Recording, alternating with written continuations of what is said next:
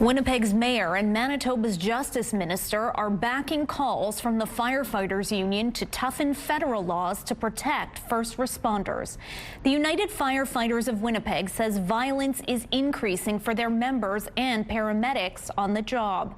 They want changes to the criminal code to crack down on offenders who assault emergency personnel.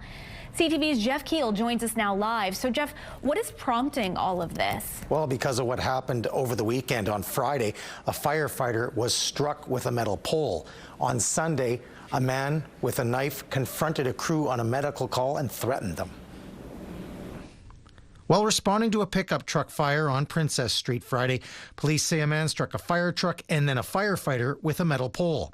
In a separate incident Sunday, the United Firefighters of Winnipeg say a crew responding to a medical call had to disarm an individual who confronted them with a knife and threatened to kill them.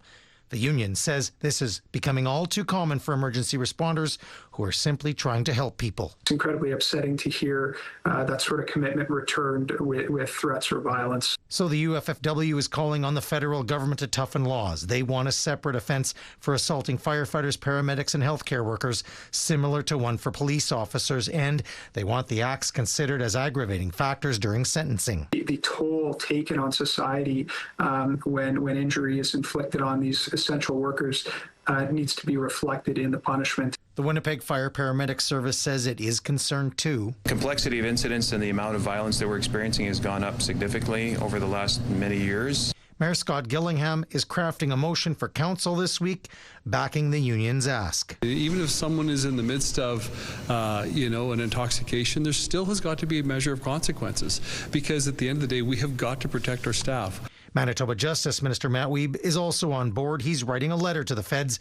Wiebe also says he'll see if there are provincial laws that can be tweaked. We're asking people to put themselves in harm's way as firefighters, as first responders, and we got to show very clearly that we've got their backs. The union also says first responders in other cities wear stab and bulletproof vests, something that's been discussed in Winnipeg. We need to equip our members, and so I'm certainly open to those discussions. The Winnipeg Fire Paramedic Service says first responders are trained on how to avoid dangerous situations and on de-escalation measures. Now, Jeff, what is the federal government saying about all of this? We reached out to the Justice Department to ask about this because there have been other pieces of legislation before Parliament that would address this, but they were never enshrined into law. We are still waiting back on a response.